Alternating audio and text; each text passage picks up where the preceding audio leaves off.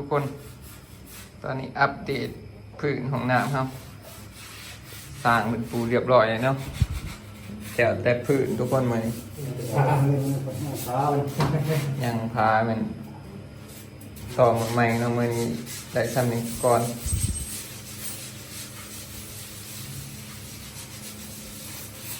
จะได้พี่น้องงามมั้งนี่เบิ่งเพลินๆคือสีขาวเลยเนี่ยทุกคนแต่ว่าบ่ได้ว่าสีเปลี่ยนง่ายก็ประจักษ์รู้สึกว่ามันถือดินน้อยหนึ่งก็คือเปลี่ยนแต่ก็ไล่อนามัยให้ทุกคนมือนี้สร้างมันก็มาแต่เสาเห็ดบนมือเลยมือนี้ทั้งเจาะอันนี้เนี่ยเจาะบอลที่มันบ่ซื้อนะทุกคนบ่ได้เทเองมันบ่ซื้อมันก็เจาะออก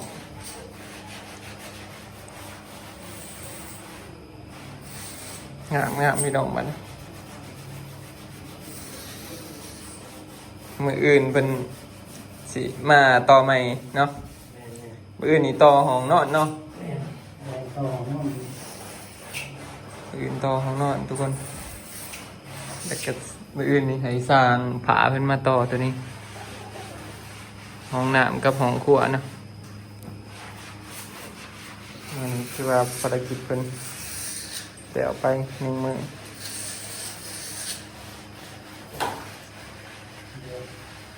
เป็นอนามัยให้คักแน่ทุกคน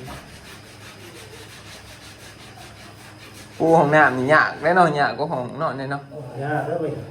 ยากหลาย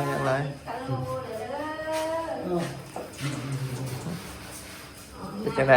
โอ้สาติมาทุกคนคัดไอ้ดิโหช่างทุ่งๆไทยสร้างเงินอนามัยเมื่อกี้เรียบร้อยโอ้ยว่าพี่ตะกี้ในย้อนไปของมันเป็นจังซี่อยู่เพื่อนมันย้อนลงมาสิเลย ย้อนได้หรือว่าย้อนไปมึงแปลงย้อนจะสิปิ้นไปข้างขมอนมาก็เจอบ่เห็นถุงนี่ดิเขาก็ซื้อมาได้หมดนี่ถือว่าอะไรรถใหญ่แล้วของเก่าอันนี้ใหญ่ก็หาใหญ่กว่าเขาคุยอีกสำคัญอีกป้าเถอะงานไม่เปิดแข่งกันดิฉันแล้วก็ไม่เนี่ยคือไม่โดดมันน้ำหนักเพราะว่าจะเสียวันนี้ต่อเดียวกันอีกว้าเถอะเรียบร้อยทุกคนบายดีเด้อเจ้ากินหมูกระทะที่มื้อแรกนี่ไผ่กูว่าทันใจคนทำได้เอาโอ้จะคือใจดีใช่ปะเซนไปเลิกกูออก2 เซนกูซื้อออกคนละเซนบางอันเราให้เราบางอันถ่วงมันเด้อถ่วงในคลิปไปเลยเด้อ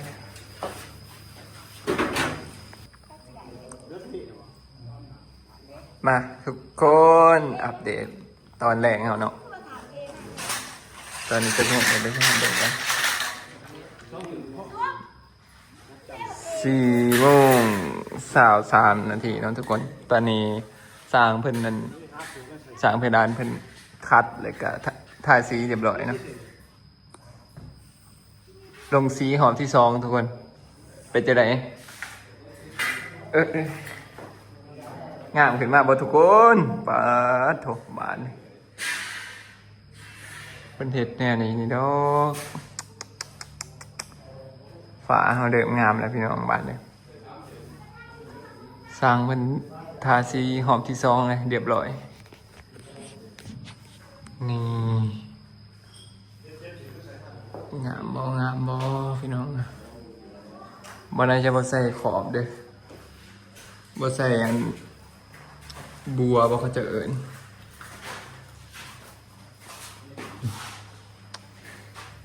เพราะว่าบ่มักใส่ขอบมัน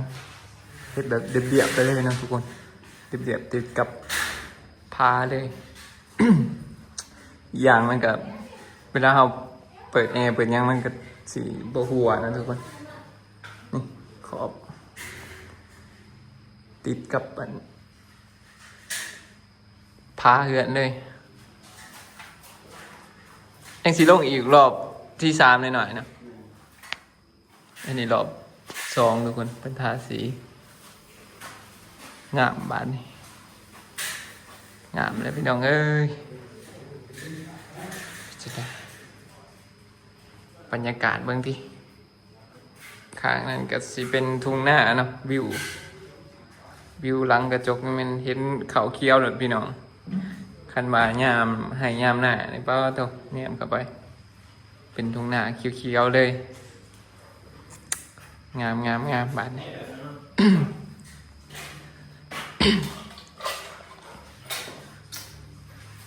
มืออื่นมาต่อตัวนี้ได้บ้าน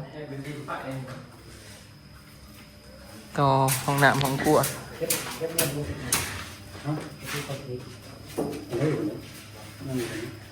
เรียบร้อยบ่สร้างบ้านนี้เรียบร้อยเนาะมืออื่นต่อใหม่ต่อของไงเบิดแจ็คเก็ตตัวนี้พกอ่ะในเรื่องแจ็ค เสื้อแก๊สนึงซื้อพอดีเสื้อดิเอามาปูใส่กระถาเบิ่งทุกคนงามไปนี่ตัวท้ายแล้วทำตัวหนึ่งตัวต่างใส่ถุงแบบว่าบัดตอนมันแห้งๆจังหน่อยเนาะทำมันเต็มคู่เลยยันเขาบอกมันนะโดยเราพยายามที่เอาเลยเราเกินตัวเพราะที่มันไหล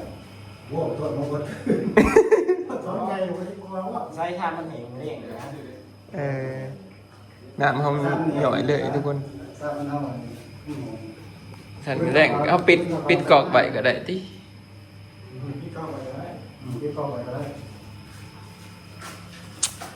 เสร็จงามเลยทุกคนเอาถ้าติดตามตอนต่อไปจะให้สร้างเป็นเมื่อพักผ่อนก่อนเห็ดเป็นมือมานี่มืออื่นก็จะง่ายอยู่แล้วเนาะมืออื่นงานผืนนั่นผืนเหือนผืนมันเพียงเนี่ยตัวนี้มันแข็งมันเห็ดหยาเลยแน่นตัวนี้เราต้องเลี้ยงมันเนาะไอ้น่ะมันไหลเนาะมีทางงานในงานแข็งแมน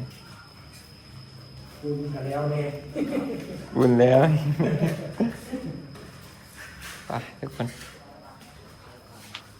เดี๋ยวสิพาไปเบิ่งข้างนอกนี่พี่น้องเลยอยู่ข้างนอกเขาเป็นตีแผ่นเดียบกำลังสีเหลวได้แหละเดี๋ยวให้เบิ่งจำเด็ดแล้วไปได้ก็ได้นะเราจะเอาเดี๋ยวมานิตี้โอ้แล้วอยู่ป้าทุกคนใส่แล้วเรียบร้อยเนาะข้างนี้ก็ข้างหนางามขึ้นมาเลยเด้พี่น้องเลยเดี๋ยวเป็นหูเป็นทรงขึ้นมาเลยเสือครับตัวเลี้ยงมันแล้วทาสีตัวนี้วะเอ็ดกลางคืนเดี๋ยวเป็นยัง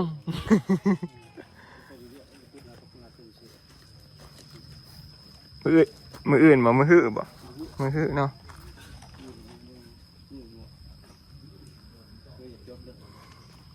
งามเลยพี่น้องเลยเป็นยังสิทาสีใส่เลยทาสีใส่อีก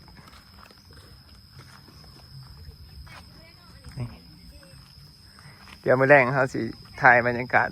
ให้เบิ่งเลยทุกคนเปิดไฟอันได้เลยเนาะเปิดไฟสีดอกได้เลยไฟตะเกียงเขาอันนี้สร้างเป็นว่าสิเอาแนวขอบมาใส่ให้อยู่ทุกคนขอบบังสายไฟเนาะเพื่อมืออื่นสิมาไหมนี่ไปเจออะไรพี่น้องงามขึ้นมาอยู่บ่เห็นตอนแล้วไว้หน้าตามันจะออกมาจากไหนเนาะข้างนอกก็สิประมาณนี้แหละเนาะ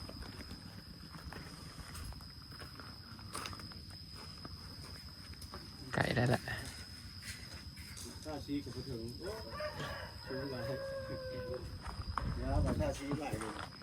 ไม่ทาสีมัน ต่อได้ปะเดี๋ยวเอาหยากมาดูเบอร์นี้เนาะ เข้าทางหน้าเดียวก่อน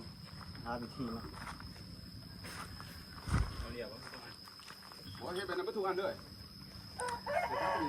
งานตัวนี้มันสูงหยากเนี่ยเติบเลยเนาะงานข้างนอกนี่เนาะตัวนี้มันต้องใส่อาหารทุกคน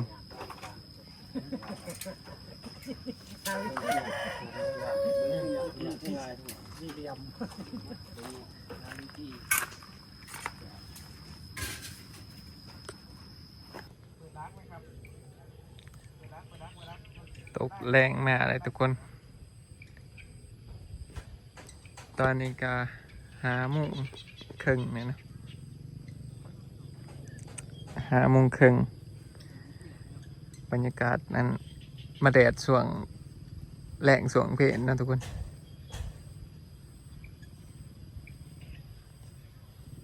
ไอ้ดอนมัน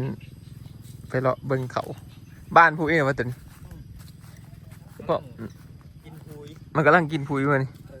ส่วงฝนตกนักๆจะบ้านเหรอวะซะดูท่านในบ้าน บ้านแล้วบ่ท่านบ้านสวมพลตกก่อน เบิ่งบ้านนี่เลย บ้านนี่บ้านแล้วบ้านก่อน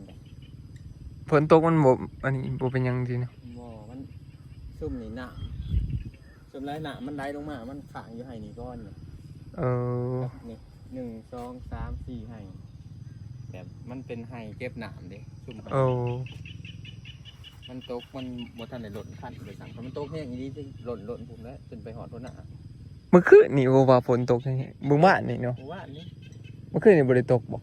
มันตกตอนค่ำแหละมันคืออะไรประมาณ5 โมง 6 โมงแน่ โอ้ 7 โมงแน่ช่วงเฮากินข้าวเนี่ย ก็แห้งเติบนะน้ำได้ลุด แห้งอันนั้นแต่ว่า ๆแต่ว่าพุยมันยังบ่ไปใช่เนาะ บ่ทันไปมันเป็นอะไรหอดมันบ่ถึง งามเลย ดีดอกว่าออกที่บ้านเสมอเลยเห็นว่าสุดให้สุดน่ะมันงะ เนาะตัวบ้านพุยได้จักมื้อละ ซ้ำกัน 4บ่ 3 มื้อ 3 มื้อปลายนะ4 มื้อเนี่ยประมาณ บ้านแดดเบิดเลย มาแล้วว่าล่ะ เเติมงามเลยทุกคน มันแบบมันออกจะมันเฟอแล้วก็มันอยู่หนามอ่ะนะคือน่ะมันอยู่หนามเอาที่ว่าออกงามกว่าปีกายอยู่แล้วมึง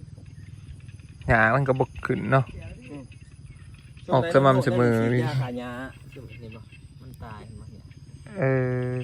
เราไปเสร็จวู้เต็มหมดเลยแล้วโน่นเนี่ยนี่ฉีดยาขายา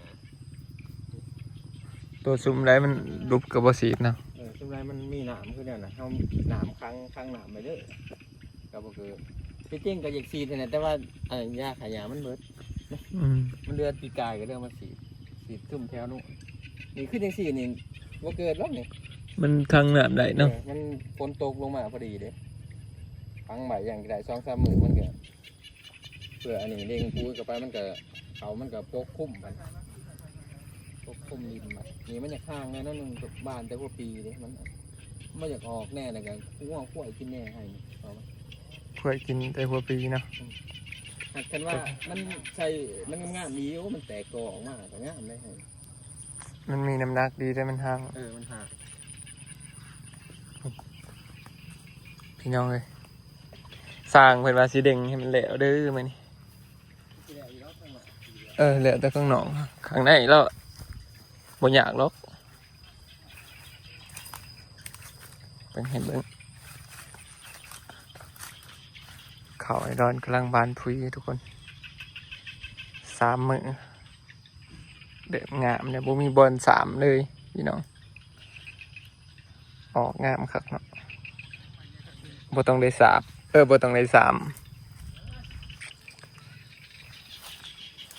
มาเดี๋ยวถ่ายไปให้เบิ่งบรรยากาศสร้างประเทศเนาะโอ้เหลือมีอันข้างนอกเด็กก็งามขึ้นมาเลยทุกคนเบิ่งนี่เนี่ยเบิ่งแต่ไกล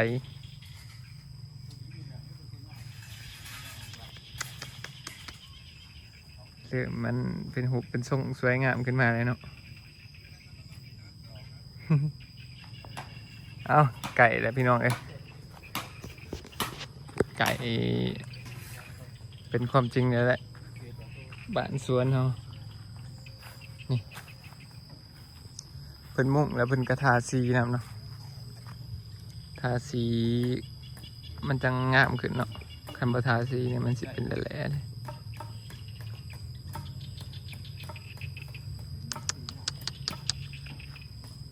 เห็นแบบนี้ก็มีแห้งขึ้นมาเลยพี่น้องกันสร้างเพิ่นมาทุกมื้อคือว่าแหละข้าวเดียวก็แล้ว3-4 มื้อประมาณนี้กันเฮ็ดเปิดมื้อทุกมื้อเนาะมื้อนี้เพิ่นสิเอาให้แล้วทุกคนอันข้างนอกที่เพดานข้างนอกให้มันแล้วมื้อนี้เพิ่นได้สร้างมาซอย2 คนนะทุกคนตีฝาให้มันแล้ว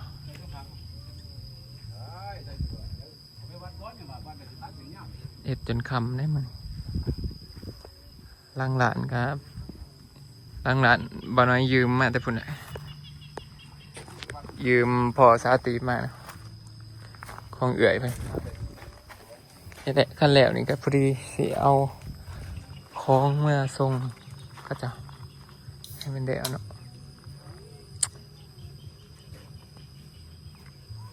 อย่างอีกน้อยเดียวทุกคนสักหน่อยก็แล้วเลยล่ะเริ่มงามขึ้นมาแล้วพี่น้อง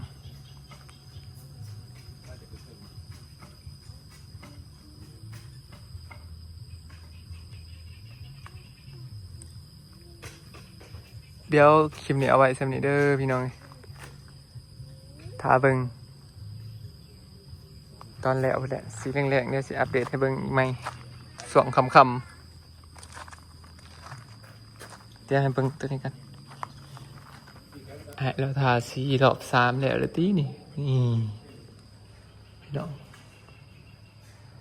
เดี๋ยวเรียบร้อยเนาะ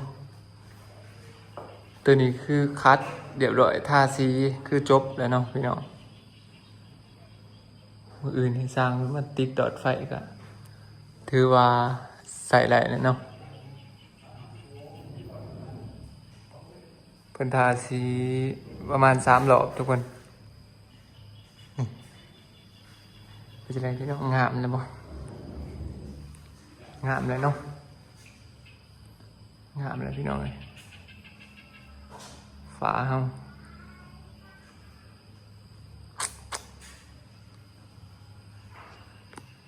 อยู่ข้างหลังก็มีหน้าต่างอีกก็แห้งเห็นนั้นข้างหลังคือกันเนาะแต่ว่าตัวนี้มันเขาจะอันก่อตันแต่ที่แหลกเลยทุกคนก็เลยไม่ได้เห็นเฮ็ดขางที่เขาจะว่าท่านก่อบรรยากาศข้างนอกก็ประมาณนี้ทุกคนเห็นวิวเขาเขียว